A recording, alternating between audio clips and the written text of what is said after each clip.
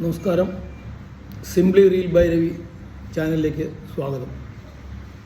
ഇന്ന് നമ്മളെ വിഷയം എന്താ വെച്ചാൽ ഇംപീച്ച്മെൻറ്റ്. രാഷ്ട്രപതി ഇംപീച്ച്മെൻറ്റ് ചെയ്യുക, ജഡ്ജസിന് ഇംപീച്ച്മെൻറ്റ് ചെയ്യുക. എന്താണ് ഇംപീച്ച്മെൻറ്റ്, എങ്ങനെയാണ് അതിൻ്റെ പ്രൊസീജിയർ? അതായത് എക്സാമ്പിളായിട്ട് നമ്മൾ പ്രസിഡൻറ്റിനെ ഇംപീച്ച് ചെയ്യണം എന്ന് പറയുമ്പോൾ അതിൻ്റെ പ്രൊസീജിയർ എന്തായിരിക്കുന്നതാണ്. ഇംപീച്ച് ചെയ്യുക എന്ന് പറഞ്ഞു കഴിഞ്ഞാൽ ഭരണഘടനാപരമായ തെറ്റുകൾ ചെയ്യുന്നുണ്ട് എന്ന് സംശയം തോന്നിയാൽ രാഷ്ട്രപതിക്കെതിരെ ഇംപീച്ച്മെൻറ്റ് മൂവ് ചെയ്യാം. ലോകസഭയിലെ 1/4 അംഗങ്ങൾ ഒപ്പിട്ട് ഈ ആരോപണം സഭയിൽ അവതരിപ്പിക്കുകയും 14 ദിവസത്തിൻ്റെ നോട്ടീസ് ഈ പറഞ്ഞ കുറ്റാരോപിതനാണ് എന്ന് തോന്നിക്കുന്ന രാഷ്ട്രപതിക്ക് കൊടുക്കുകയും ചെയ്യുക. അതിനുശേഷം ഇത് ചർച്ച ചെയ്ത്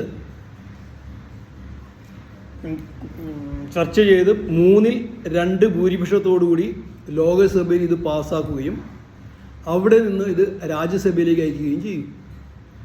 രാജ്യസഭയിൽ ചെയ്യുമ്പോൾ ഈ ആരോപണങ്ങളെക്കുറിച്ച് വീണ്ടും ചർച്ച ചെയ്യുകയും ഈ നടപടിക്രമങ്ങളിൽ നേരിട്ട് ഹാജരാകാൻ രാഷ്ട്രപതിക്ക് അധികാരം ഉണ്ടായിരിക്കുന്നതുമാണ്.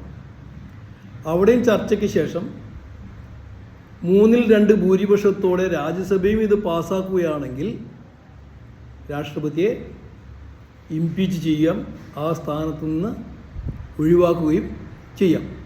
എന്നാൽ ഇന്ത്യയിൽ ഇന്നേ വരെ ഒരു രാഷ്ട്രപതിയെ ഉപരാഷ്ട്രപതി ഇംപീച്ച് ചെയ്തിട്ടില്ല, പുറത്താക്കിയിട്ടുമില്ല. ഇതിൻ്റെ പ്രൊസീജിയർ ആണ് ഇപ്പോൾ പറഞ്ഞുകൊണ്ടിരിക്കുന്നത്.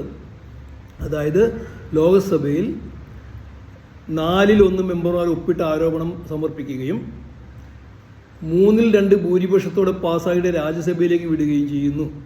രാജ്യസഭയിൽ ഇത് കുറ്റാരോപിതനായ രാഷ്ട്രപതിക്ക് നേരിട്ട് ഹാജരാകാവുന്നതും അവിടെ ചർച്ച ചെയ്തതിന് ശേഷം കുറ്റം ശരിയാണെന്ന് തോന്നുന്ന പക്ഷം അവിടെയും 3/2 ഭൂരിപക്ഷത്തോടെ പാസ്സാക്കുകയും ചെയ്താൽ ഈ ഇംപീച്ച്മെൻറ്റ് വഴി രാഷ്ട്രപതിയെ പുറത്താക്കാവുന്നതാണ്.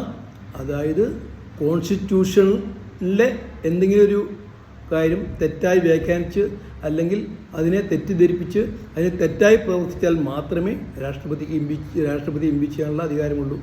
ഇതെല്ലാവർക്കും മനസ്സിലായി കാണുമെന്ന് വിശ്വസിക്കുന്നു.